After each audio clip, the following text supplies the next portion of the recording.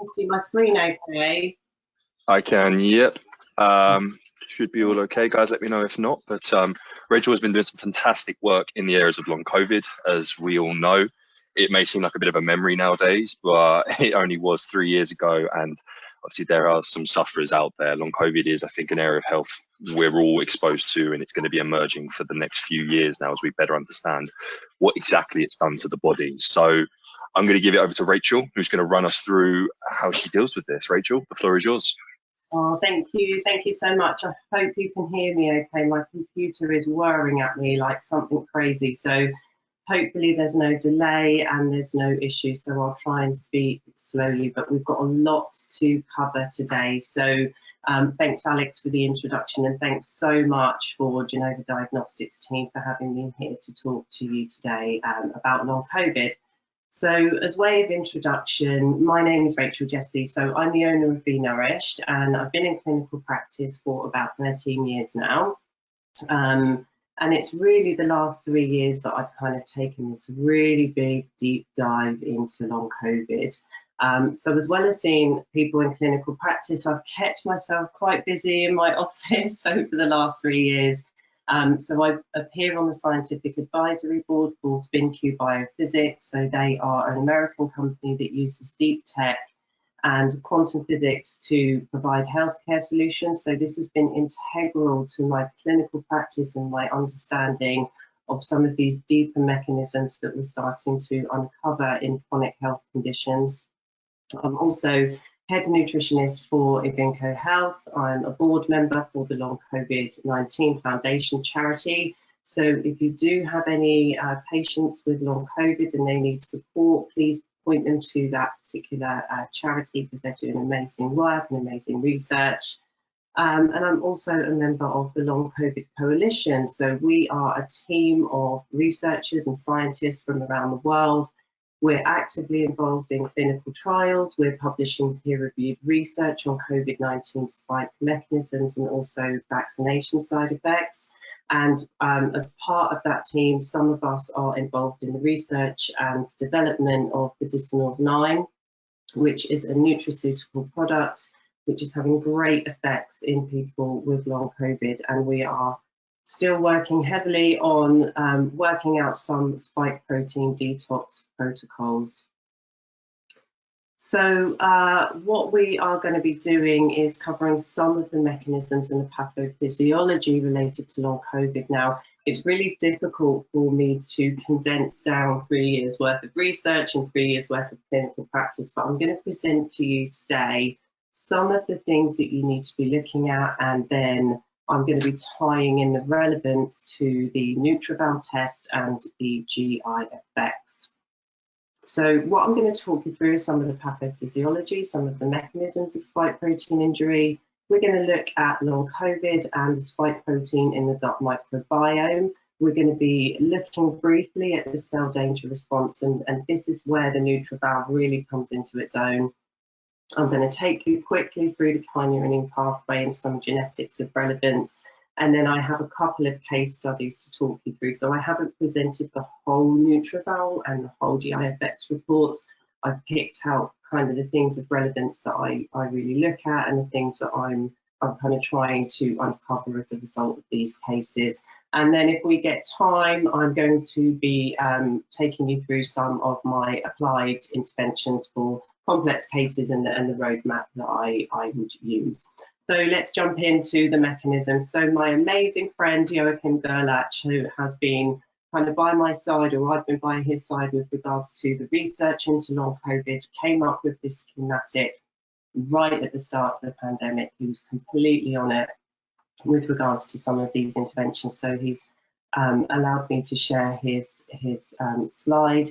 So this is basically showing you the different phases when it comes to COVID and long COVID. So phase 1 is obviously the viral phase, and it was observed very early on by Dr. Shankara Shetty in South Africa that day 8 was kind of the critical point in which someone would either go into recovery mode or they would go on to develop ongoing symptoms. And these ongoing symptoms are related to ongoing viral persistence, ongoing viral shedding, and then we were seeing a reactivation of latent pathogens. And certainly within my clinic, Epstein-Barr virus is coming up. I'm seeing herpes simplex, shingles, and reactivation of Lyme and Bartonella. So these are things that we could be starting to look out for. Now, in response to this ongoing viral persistence and viral shedding, there's going to be a shift whereby the immune system is going to become hyperactive and there's going to be hyperinflammation. And if these aren't resolved, you're going to be seeing hypercoagulation and ongoing thrombophilia. And we now know it's very well it's very well known now that microclotting and microthrombi are a key component for long COVID, and I think that this mechanism is occurring in the majority of chronic illnesses. So basically, when patients are in this phase, it's going to mean that they are at risk of organ and tissue damage, epigenetic dysregulation, metabolic disorders, and this is going to lead to eventually immunological dysfunction or deficiency, autoimmune conditions, and then obviously an exacerbation of chronic illness. So we are now in a situation where the most highly vaccinated countries in the world are experiencing excess death rates, and these death rates are being attributed to cancer, neurodegeneration, and cardiovascular disease, I believe, as a result of spike protein pressure.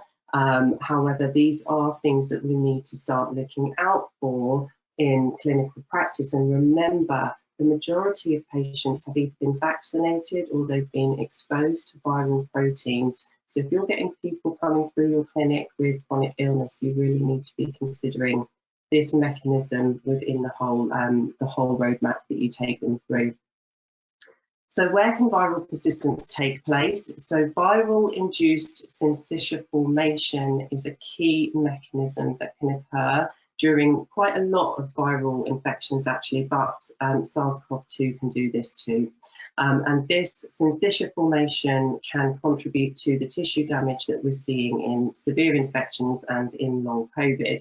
So viral syncytia are kind of specialized structures that form when viral proteins cause cells to fuse together, and this creates a large cell with multiple nuclei. And so this mechanism effectively helps the spike or the virus spread more efficiently between cells, and it also helps it to evade the immune system. So basically, syncytia is protecting the virus from both antiviral agents and the immune system. And I've linked, I've taken a screen grab of this study here, which you can go and have a look at. And this is just what syncytia formation looks like in vitro when it is exposed, when cells are exposed to the SARS-CoV-2 virus. So you can see after 2 hours, you've got slight formation occurring here. And then after 24 hours, you can see that it's quite a marked increase in syncytia. So SARS-CoV-2 induced syncytia formation can lead to an increase in viral induced senescence. So during viral induced senescence, the virus will trigger specific signaling pathways within infected cells, which leads to cellular senescence. That's what we refer it to. And this can be caused by various viral proteins or the immune response to the virus. So the overall purpose of viral induced senescence is thought to be a defense mechanism. So what it's doing is effectively putting an infected cell into retirement so that it can no longer support the replication of the virus. However, what we found in COVID-19 or in long COVID or with exposure to the spike protein, this mechanism can have detrimental effects because it activates quite a lot of the pro-inflammatory molecules that you see that lead to the downward cascade of inflammation. So these are known as senescence-associated secretory phenotypes, and these contribute to tissue damage and inflammation. And you can see here they're involved in pro-inflammatory factors, extracellular matrix degrading factors, and they're going to be activating coagulation. What's really important here is thinking about how patients could potentially be affected by this, because over time this mechanism is going to impair tissue function and it's going to contribute to age-related diseases. And I'm not sure about you, but I've definitely noticed that people have aged quite dramatically over the last 3 years. So this could be an important mechanism that's driving that. So here you can see a visual representation of what can happen in the bloodstream in response to these mechanisms. So you're going to see activated macrophages, you're going to see endothelial senescence, and this is going to activate platelets and neutrophils. And what these neutrophils do is excrete neutrophil elastase, which forms neutrophil extracellular traps, or NET. So you can see them here. And this is where you start to get endothelial inflammation and microthrombi. So this is the mechanism. Now, what's really good in this scenario is that senolytics can be an effective intervention to control syncytia formation and senescent cells, which for Disinals 9 is showing to be highly effective. But there are ways that you need to do this safely, because if you start to break down these syncytia, you're going to release spike protein and potentially toxic metabolites that need to be taken out of the body safely. So drilling down into this microthrombi and hyperactivated platelets, Dr. Beate Jaeger, so she has played an absolutely pivotal role in the discovery of these kind of hyperactivated platelets and microthrombi and their relevance in long COVID. So she's a German physician, and she's been working with our Long COVID Coalition, and she has been performing health apheresis on long COVID patients pretty much. I can't remember when she actually started, but I think she was getting patients really early on in the pandemic, and she now has a wait list of over 10,000 patients. So she's doing a fantastic job to bring back function to many people. So what she's done is she's taken the blood from her patients and looked at them under fluorescent microscopy. And you can see here, now this particular patient whose blood's been analysed was actually on triple anticoagulation therapy at this time, and had been on triple anticoagulation therapy for around 105 days. And you can still see here there's quite marked activation of platelets, and you can see that there's detection of microthrombi even in the presence of these really strong anticoagulants.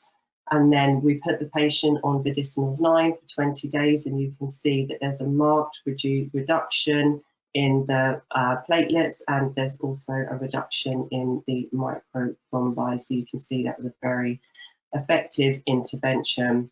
Now, for those of you interested in the gut microbiome, this one is this is great research. So I really urge you to check out Dr. Carlo Brogna's work. So again, he kind of forms part of our research team, and he has discovered in vitro that the SARS coronavirus or the SARS-CoV-2 virus can actually infect the bacteria of the gut microbiome. So it effectively is causing a bacteriophage in the gut microbiome, and this is another area which we need to think about where viral replication can be occurring.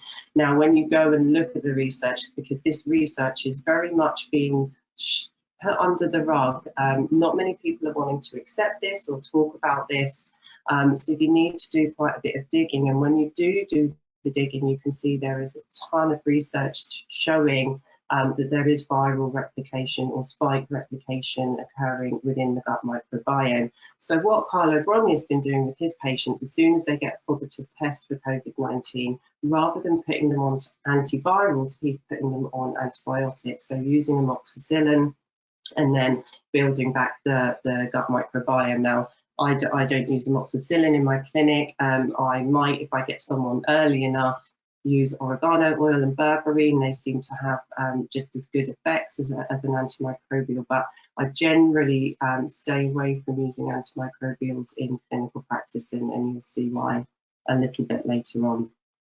And then I'm going to point you to the work of Dr. Sabine Hazen. So if you're into long COVID and long COVID research in the gut microbiome, you've likely come across her already, but she's using her own stool analysis, so the ProGenobiome technology, to assess patients' stool samples before and after mRNA vaccination.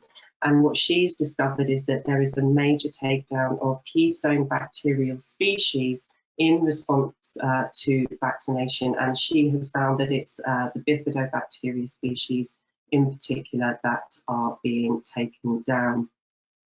So in respect of my research and what I'm doing in clinical practice and the research and the test results that we've been sharing with other clinics from around the world, we are definitely seeing a decline in keystone bacterial species. So we're seeing bifidobacteria and lactobacillus can be affected, not all the time and not in every patient, but you do generally see that happening. You see a decline or a takedown of the Akkermansia muciniphila and the Faecilibacterium prausnitzii species. Now, the thing with these particular species, the Akkermansia and the Faecilibacterium, is that you can see them either being completely knocked out or they might be really, really high. In any case, we want to see a balance. Now, the Akkermansia are a really interesting species because what they do is they not only protect the gut wall, they actually can communicate with the immune system. They direct how our T cells function and how they split off into CD4 and CD8. They help to support bile acids. So they have really important functions in the body.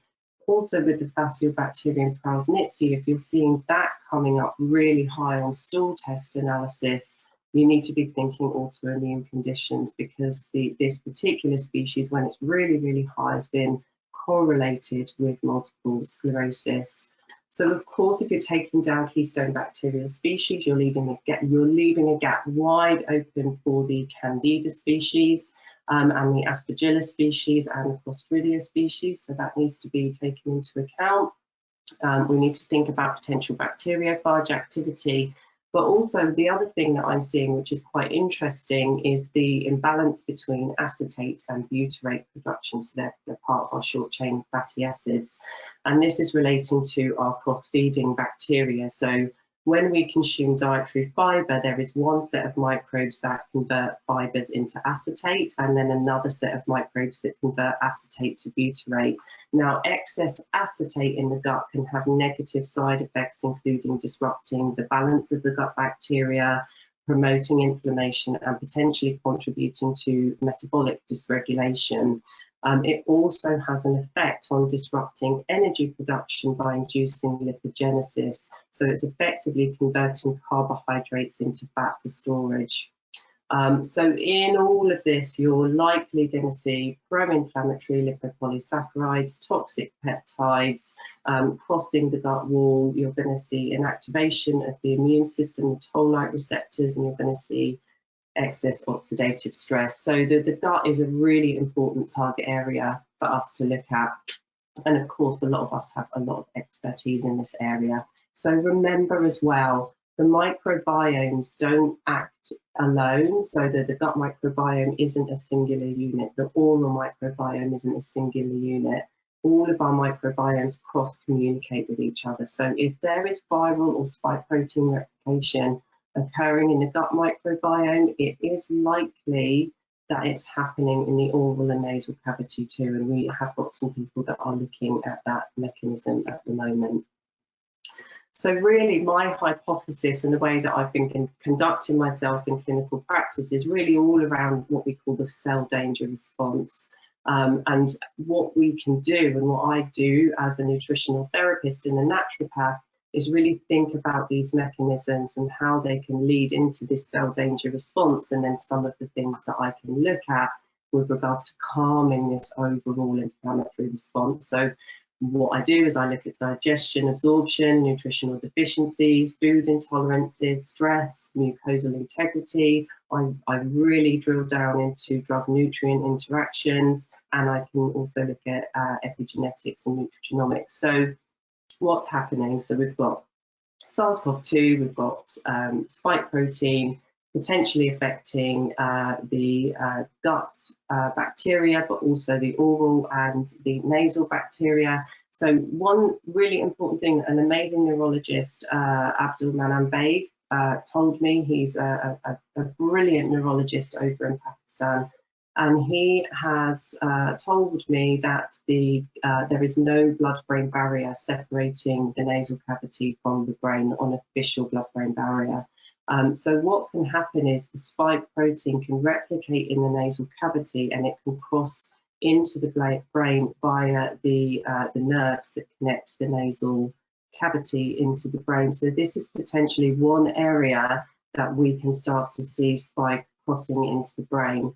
Now, if we've got viral replication or spike replication going on in the gut, we are now seeing through the research that there's a takedown of keystone bacterial species, butyrate producers, and this is leading to intestinal hyperpermeability and also leaving the gap wide open for mold takeover and fungal takeover. So when you activate liposecretory phospholipase A2 and lipopolysaccharides and toxic peptides, they all activate the immune system. You're going to get toll-like receptor 4 activation. There's going to be a disruption to the acetylcholine and the tryptophan pathways. You're going to see all this neutrophil elastase, the hyperactivated platelets, and this is ultimately forming the fibrin fiber formation, the microclot or the microfiber formation. You're going to see the endotheliitis. You're going to see mitochondrial takeover, because as we know, anything that's going on in the gut is likely going to be affecting the mitochondria. And another route that the spike can get into the blood or past the blood-brain barrier is through the infected vagus nerve. So that's another route. So all of these things are contributing to what we call the cell danger response. So now we're going to talk about this fight for homeostasis that we're seeing in long COVID. So to explore the cell danger response in greater depth, please refer to the work and the research that has been put out there by Robert Navio. So he's got quite a lot of papers on PubMed, so check those out. It's a very complex mechanism, but in summary, the cell danger response is actually a protective mechanism, and it's triggered by specific stressors like pathogens and toxins or metabolic changes. So basically what it's involved with is kind of ramping up inflammation, inducing autophagy. It helps with DNA repair and immune activation. So it's a response that we need, but we need it to be working effectively. And what can happen is that people can get stuck in this cell danger response. So when this can happen when the initial stressor persists, or when multiple stressors actually overwhelm the body's capability to recover.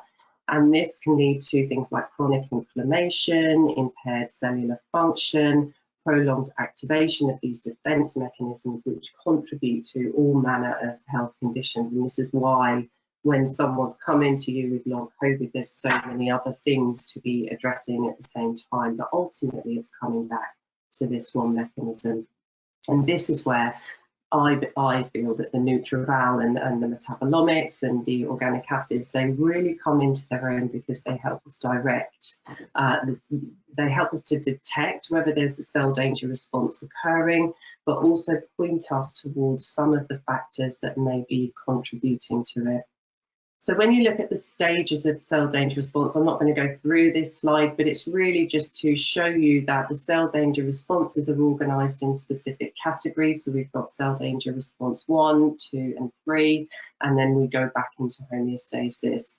So they all exert differing metabolic effects within the cell. So this table can really help you to assess where someone might be stuck, and then some of the relevant causes around it. So you can see each stage affects glycolysis, cellular autonomy, vagal ventral tone, and its specific function and the disease that it might actually relate to. So as I said, go back and have a look at Robert Navio's work on this to understand the complexities of this response. He's very big into purine metabolism, so he believes that if you can correct the purines and bring those down, that actually brings the body out of cell danger response. But I'm going to talk you through some other interventions. Then we've got the gut-brain connection. So again, I'm not going to talk you through every part of the kynurenine pathway, but it's another important pathway to consider in long COVID. So basically, the kynurenine pathway is related to our tryptophan absorption. So we consume dietary tryptophan, and around 95% of that tryptophan will go down into the kynurenine pathway, and then the rest of it goes to make serotonin and then can be used by the gut microbiome. So the ultimate goal of this tryptophan pathway is to make this metabolite here, which is NAD+. So NAD+ is involved in energy production. It can help regulate metabolism. It supports circadian rhythms, and it balances our macrophages, so the M1 and the M2 polarization. It protects the cells from damage, and it provides genomic stability. And it's also a substrate for sirtuin. So it's a really important metabolite, but we make all of these different metabolites along the pathway. And you can see here it's reliant on vitamins such as B6 and B2 and also magnesium. So I delved really deeply into the kynurenine pathway very early on. And what tends to happen is that in an inflammatory state, so in response to inflammatory cytokines, what happens is these enzymes here, the IDO and the TDO enzymes, will start to shuttle tryptophan preferentially down the kynurenine pathway at the expense of serotonin. And what actually happens is, I think, that the body's doing this for a really good reason, because ultimately it's wanting to get to here. It's wanting to get the tryptophan into NAD because there's lots of inflammation going on.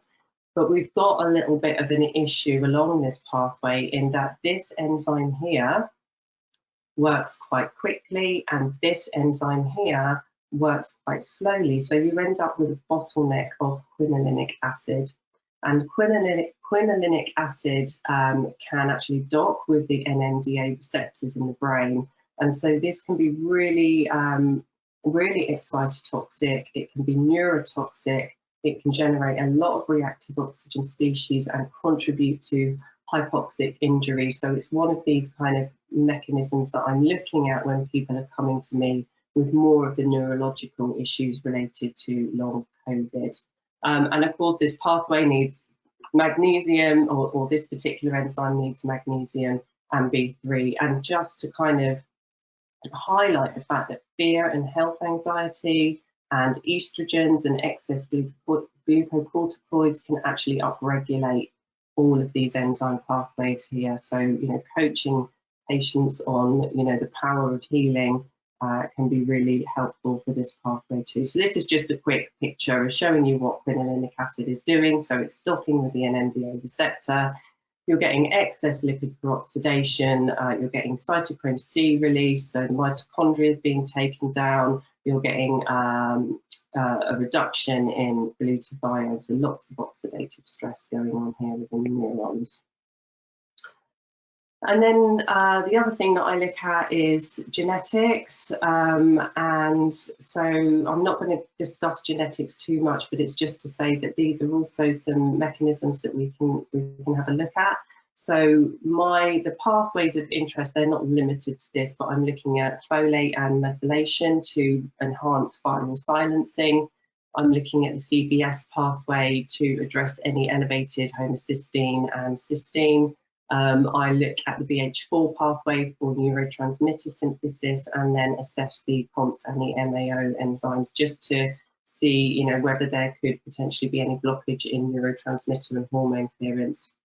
And then from the nutrigenomics perspective, the FUT2 gene is quite interesting. So in some non-secretors, that can actually mean that they don't hold bifidobacteria species in their gut microbiome very well because they have a deletion of the H antigen. So those are things that we can take even more of a deeper dive into. So let's have a look at these case studies then. So I've just kind of picked out, I've screen grabbed certain parts of each test just to kind of show you and really highlight some of these mechanisms that can be coming on. Now this picture here is the absolute reason why I love the NutriVal and the metabolomics and the organics, because I'm really visual. So this immediately gives me an idea of potentially what's going on here. Now, one thing that I want to point out before I kind of go through this test is that when we are coming down into the citric acid cycle, it can be really tempting to say, okay, so isocitric acid is high, so we need B3, we need manganese and magnesium, and we need to look at heavy metals. That's relevant. But we also need to view this as not a linear kind of circle with all of these things just being converted into the next thing. We need to be looking at this as a roundabout. So things come on and things come off at different stages of the citric acid cycle. And this is where you can start to see metabolites coming in that are potentially related to gut dysbiosis or inflammation coming from other areas in the body.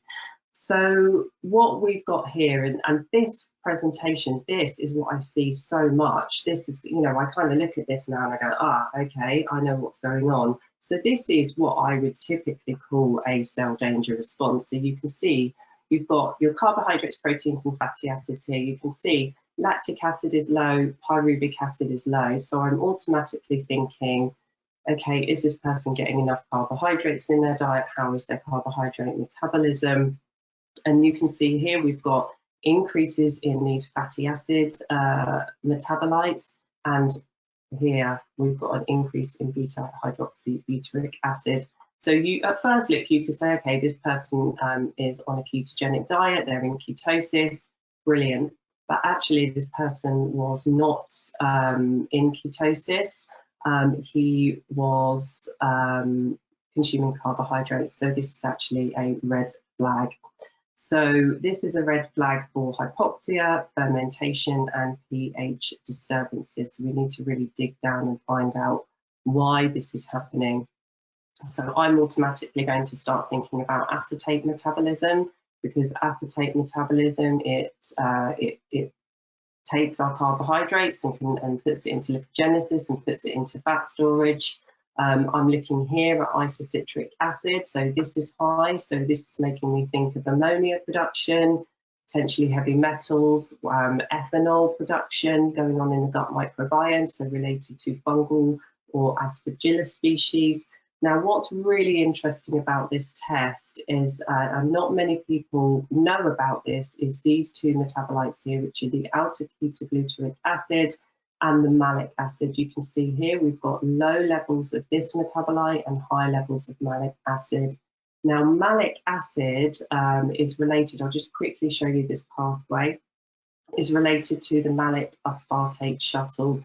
So you can see alpha ketoglutarate and malic acid play a really important role in this pathway, and it's basically shunting malate from the extracellular matrix into the, from the cell into the mitochondria. And so this is a cycle that needs to keep occurring. And basically it's upcycling glutamate. So if there are any issues within the malate aspartate shuttle, one, you're going to get issues with Krebs cycle function, you're going to get a downregulation of that, but you're also going to get glutamate trapping as well. And this is the mechanism behind that tired and wired effect that people are experiencing.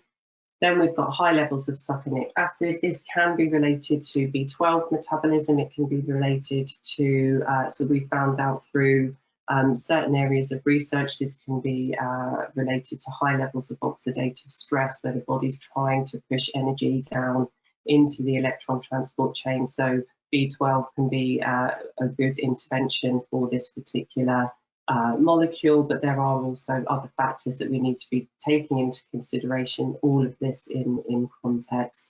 So you can see when you go down into the electron transport chain that there is a lot of oxidative stress occurring. There are very high levels of lipid peroxides occurring. We've got CoQ10 upregulated, which generally tends to go hand in hand when there's a lot of oxidative stress. This person was also supplementing as well. We've got a reduction in glutathione and an increase in this 8-hydroxy-DG. So this metabolite here is leading us into the fact that there could be some DNA damage going on. So this is a highly inflammatory picture. The other thing that I take into consideration in this type of presentation is that we have the electron transport chain, and we have these complexes here that kind of fire off and create all of our ATP. Now, when someone is really in a difficult situation with oxidative stress, this chain can actually go in reverse. So there can be deficiencies in complex 4 or any of the other complexes, which means you're in a reverse electron transport chain situation. And this is going to generate even more reactive oxygen species. So we need to really work out what's going on. So this particular person had microthrombi, hyperactivated platelets, and we knew that because he went to see Beate, and had held apheresis, which kind of helped with part of the recovery, but was still experiencing severe POTS, dysautonomia, and neurological issues, and had 1 COVID infection and 3 vaccinations. So we had quite a big picture to uncover here. So we're going to have a look and see what we actually discovered from the NutriVal with regards to what's kind of adding to this kind of cell danger response. Obviously, we know that there's likely going to be spike protein replication going on.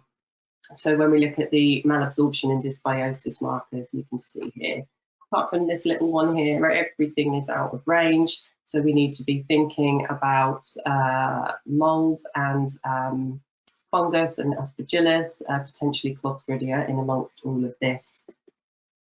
And then this is a really important pathway. So this is kind of where I want to debunk some of the information that we are given around the omega-3 and the omega-6 pathways. Because I remember when I first had my training, like years and years and years ago, we were kind of told that, or the impression was given that, you know, most people were taking on board too many omega-6 fatty acids and therefore they needed more omega-3s. And when you look at the research, you know, omega-3s, they've been touted to be anti-inflammatory, and so people have been advised when they have inflammation to take omega-3 in the form of either EPA or DHA. And there's a lot of research to kind of back that up. But what has seemed to have happened over a period of time is that we've neglected the omega-6 fatty acid pathway, and it's not helped by social media with people kind of, you know, really going in on the detrimental effects of vegetable oils and meats and dairy, which are sources of these omega-6 fatty acids. So we need to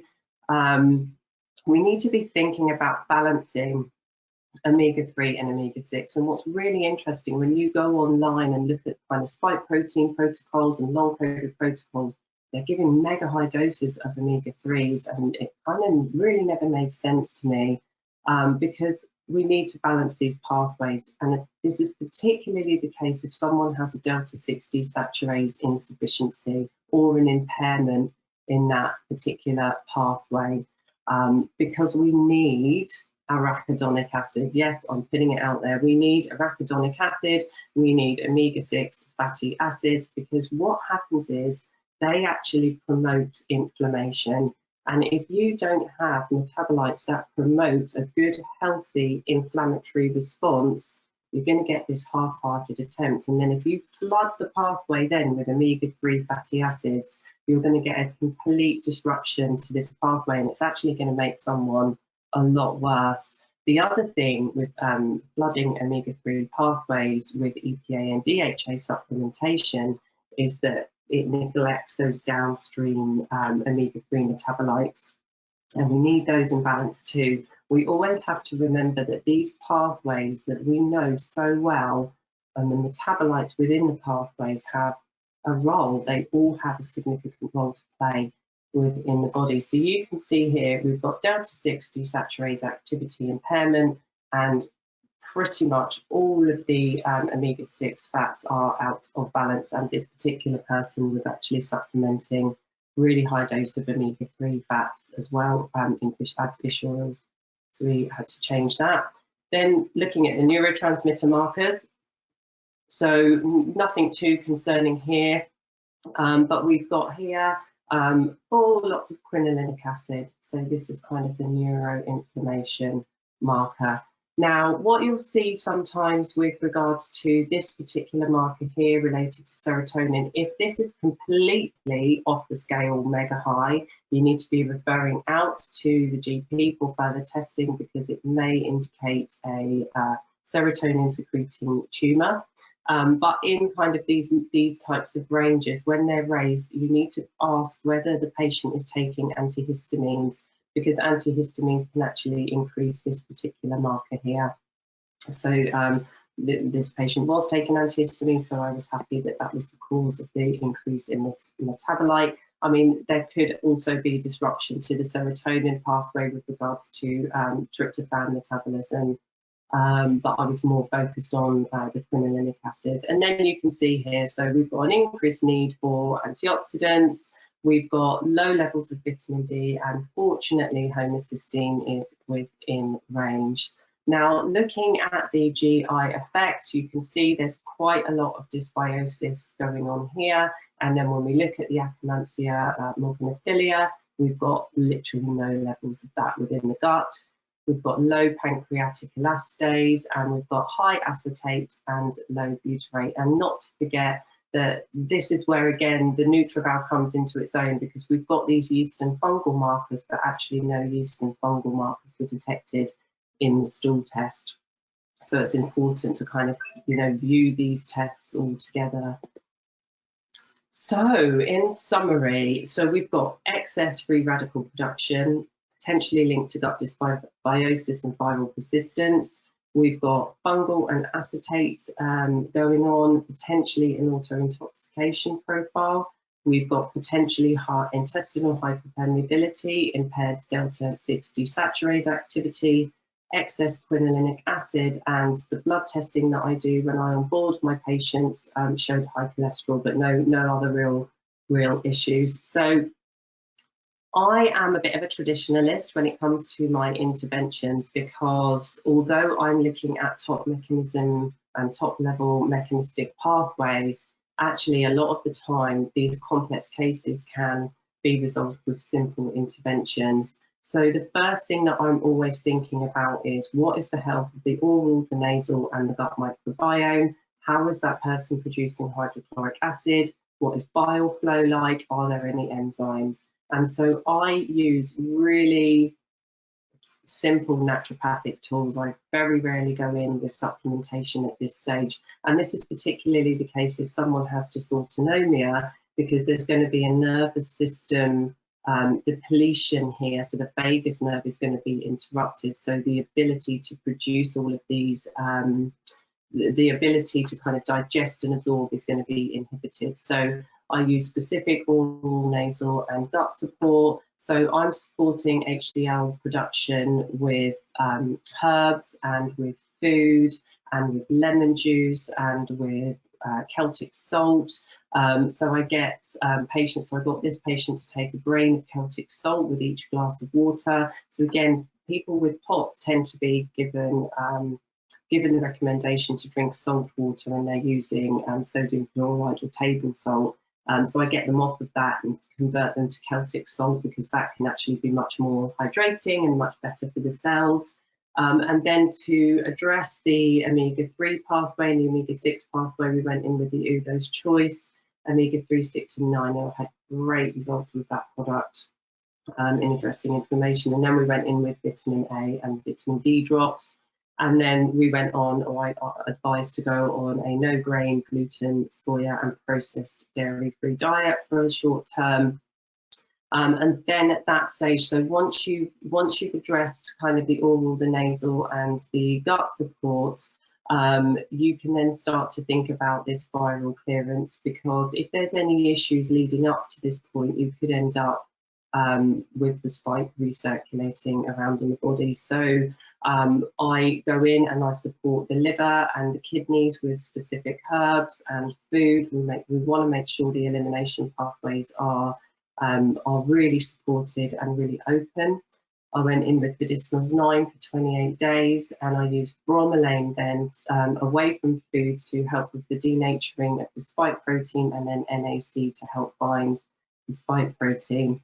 And then we did that for 28 days. Then we went in with Pectisol and IgG Select, and I use these two products a lot in clinical practice to, one, help support the mucosal integrity.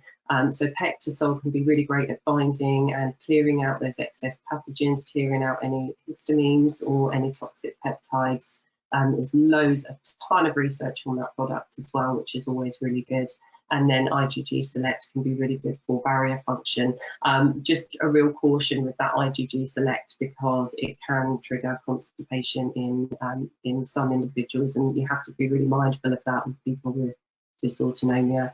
And then we went about building back the biome. So I use a specific protocol. It's my NutriMapping that I use to really drill down into personalised nutrition. And then I use prebiotics and polyphenol powders, and we reran the test, but as an organic acids, and you can see how much of this inflammation has dropped down. I'm pleased to say that these markers have all come back into range.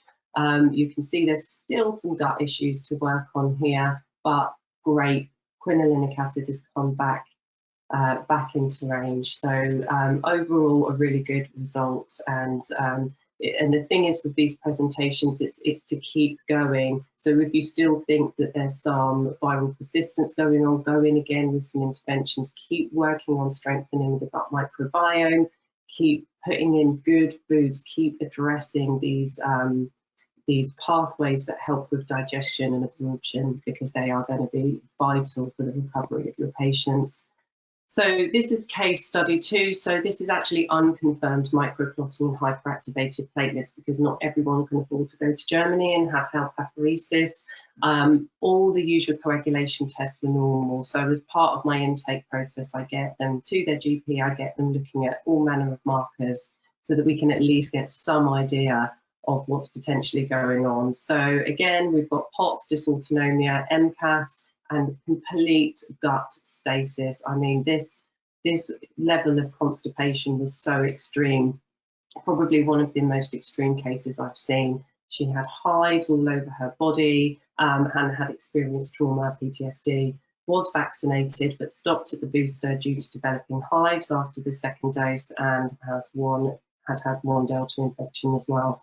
So you can see here, not as inflammatory as the previous case, but you can see we've got this little push into fatty acids, the fatty acid metabolites raising. We've got increased malic acid. I'm kind of thinking about glutamate here. We've got isocitric acid raised, again, thinking ammonia production, heavy metals, ethanol, fungal, and aspergillus. We've got high succinic acid again, so we've got, we've got an issue with getting things down into the electron transport chain, potentially vitamin B12 issues, and we've got lipid peroxides. But yeah, good levels of glutathione and alpha 8 hydroxy-DG. So again, this is like a mild form of cell danger response. I'm not happy with this, because if things continue and they don't get resolved, this is going to end up in a more inflammatory picture. So let's have a look and see what's going on. We've got high oxalate markers here, likely related to these high yeast and fungal markers that are high. And then we've got a little bit of malabsorption potentially occurring, and then some dysbiosis markers. Of note, some of these dysbiosis markers can actually be high in response to diet as well. So it's really kind of drilling down into that to make sure you're interpreting correct. And lo and behold, look at this, delta 6 desaturase activity impairment. We've got low levels of DGLA and arachidonic acid. So again, this person was taking fish oils too. And again, the kynurenine markers, so quinolinic acid raised. Then we have really, really low levels of vitamin D and high homocysteine. So you can see here there's issues with the methylation pathway, so B12 and folic acid. And again, you can see the nutrient needs here. The NutriVal gives you some good clues about where you can go with regards to interventions. And then when we look at the stool test, look at this, you've got low Bacillobacterium plasmidce and low Akkermansia muciniphila. You've got high acetate, low butyrate. You've got low pancreatic elastase as well. And of course, look at this, high fecal secretory IgA. So just a reminder of the yeast and fungal dysbiosis markers, but also this person had parasite detection. So both on microscopy and also on PCR testing. So this is something that we needed to address. So the summary is we've got chronic stubborn constipation, likely exacerbated by trauma. We've got parasite detection, we've got a fungal undertone, we've got spike replication potentially occurring in the gut microbiome and all of those other cascade of events. We've got nutritional deficiencies throughout, we've got methylation issues, we've got production of quinolinic acid, high homocysteine, high cholesterol. So you can see how this can all become quite overwhelming. But we address this with really simple mechanisms. First up, in any case, you have to address the constipation. You cannot begin to treat the gut until you've got the bowels moving, because if you start to break apart parasites or you start to break down biofilms, you're going to release a lot of toxic metabolites as a result of that.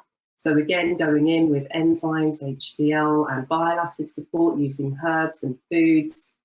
Now, because her constipation was so bad, I had a little bit of a brainwave with this patient, and she wasn't producing saliva very well. The vagus nerve was all out of whack. So I said, right, get some natural chewing gum and just chew it a few minutes before meals. And lo and behold, she started to produce saliva. And she was starting to think, oh, okay, yeah, I can feel some gurgling going on in my stomach. And then at that point, I went in with castor oil compresses on the lower abdomen. I went in with some herbal tea to get the bowels moving. And once her bowels started to move, I then went in with some quite good doses of vitamin B1, because vitamin B1 not only helps to produce stomach acid, but it also helps with the vagal tone as well.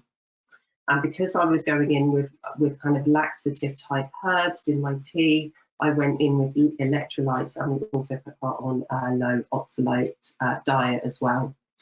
So once the bowels were kind of moving, thank goodness they started moving, we went in with then the gut cleanse. So from the gut cleanse perspective, I use products from Cellcore, so Para 1, 2 and 3. And the reason I really like those products is because they not only have the herbs in there, but they also have fulvic and humic acids, which help to bind any of the toxins that are released. And then I also went in with Pectosol, which is really great for binding histamines and toxins and heavy metals that could be potentially released from parasites. And then alpha lipoic acid, which again is a really great metal chelator in the gut. So we went in with all of those, and then I got her to address the nervous system function by going on the DNRS program, and that really, really helped. It really kind of flipped that switch with regards to all of these processes. And then we went in with dietary optimization through my NutriMapping, and I put her on methylate, which is Seeking Health product. It's not available anymore, unfortunately, but it's a great product that not only supports the methylation cycle, has lower doses of folates and B12, but it also has all of the cofactors needed to support the downward cascade processes as well. So I'm absolutely gutted that product's discontinued. So if any of you are actually using any low dose methylation supplements and have found them to be good, I'd love to have your recommendations, because I still haven't found a decent replacement. We then went in with Medicinals 9 for 28 days, and basically over this time symptoms improved. We dug further into the methylation pathways and genetics, and the hives disappeared. So she had a 90% improvement in overall symptoms. But yeah, the hives were the main thing, and they disappeared. So I was really pleased. And then you can see here is the organic acid test. So we've kind of resolved the fungal issues. We've got a little bit of gut work that still needs to be done. but we've got all of the inflammation markers in check. I'm happy that this process is working okay. Just keep an eye on this here. So this is down-regulated. But again, overall, really happy with the response from this particular patient and the interventions. So putting it all together. So when you have patients come to you and they are in a really bad way and they are suffering with chronic illness and all sorts of reactivated pathogens, it's really thinking about just going back to basics, because this is what they need. They don't need to be overwhelmed with loads of protocols and loads of different pathways.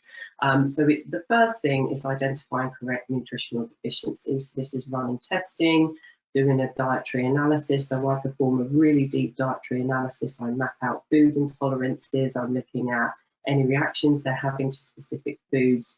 And then I'll always refer out for some basic blood work with the GP to see if we can find any nutritional deficiencies or issues with clotting. Then identify sources of inflammation. So this is where you can look at the reports like the NutriVal and the GI effects to work out where inflammation is coming from, and always keep in mind that there could be this microclotting, endothelial damage and spike protein replication occurring. So you really need to think about these in regards to your interventions, and then start slow and build up gradually. So remember the naturopathic tools that we have and make sure that your interventions don't make your patients worse. And this is particularly the case for pushing methylation too quickly, or going into a SIBO protocol too quickly, or a parasite cleanse. If you think about it, these people are already highly inflammatory, and if you go in with antifungals, or remove too many foods too quickly from the diet, even that can cause a worsening of symptoms or can put someone into a flare.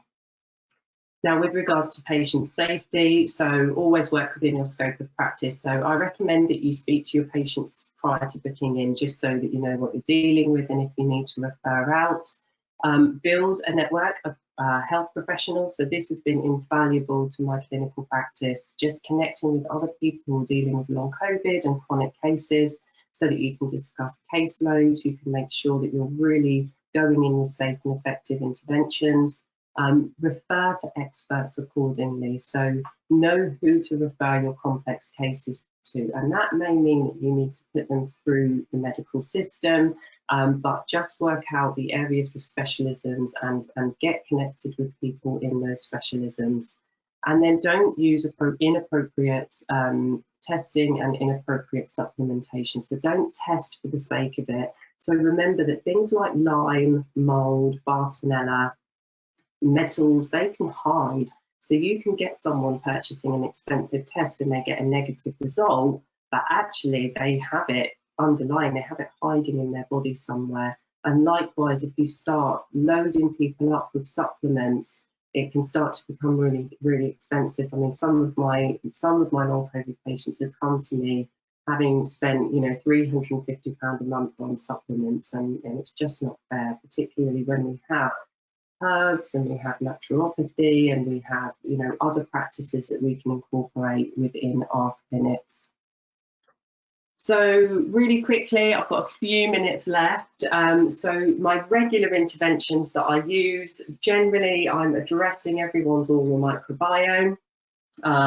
So getting them to check in with their dentist, getting them to remove antiseptic mouthwashes and kind of fluoride toothpaste because they are destroying the beneficial flora, addressing the oral microbiome. You can do that with probiotic mouth rinses, but I love Dental Sidin by Biosidin. That's a really good one. And just adopt simple oral hygiene interventions. And again, considering kind of the gum, considering vagal tone, considering saliva, considering digestive secretions. And I use the gum that I used in that particular patient was called Choosy, and it didn't have any kind of nasties in it. And then with the nasal microbiome, so this is probably more applicable to people who have nasal congestion or who are experiencing mold and kind of having reactions to the environment. So you can do saline solution rinsing, so this can be really helpful. Getting people to avoid harsh nasal sprays and the steroid nasal sprays, because again, they can destroy the beneficial flora within the nose. And I use this gentle nasal spray, X-Clear, which is a simple solution of xylitol, grapeseed extract and saline, and you can use this for daily use. Just one caveat, don't recommend it to people who get regular nosebleeds. And then applied interventions for the gut microbiome, so you need to address constipation and diarrhea. That's the first thing you need to be looking at, normalising bowel function. Before starting any protocols, I always onboard electrolytes or get the hydration and the pH addressed first, and I work on the liver and the kidney function. And then you can start to optimise digestive function. So it's about incorporating simple practices to enable the patient to support their digestive function without having to take a ton of supplements. Keep it simple, because the naturopathic methods are so much better. It might take a little bit longer, but it definitely kickstarts the patient's kind of own ability to digest and absorb. And then address microbial or bacteriophage activity. So once the digestion, the liver, the kidneys are in a good place, you can start to work on clearing microbes, but don't forget the binders. And then support the tight junctions and build back the biome.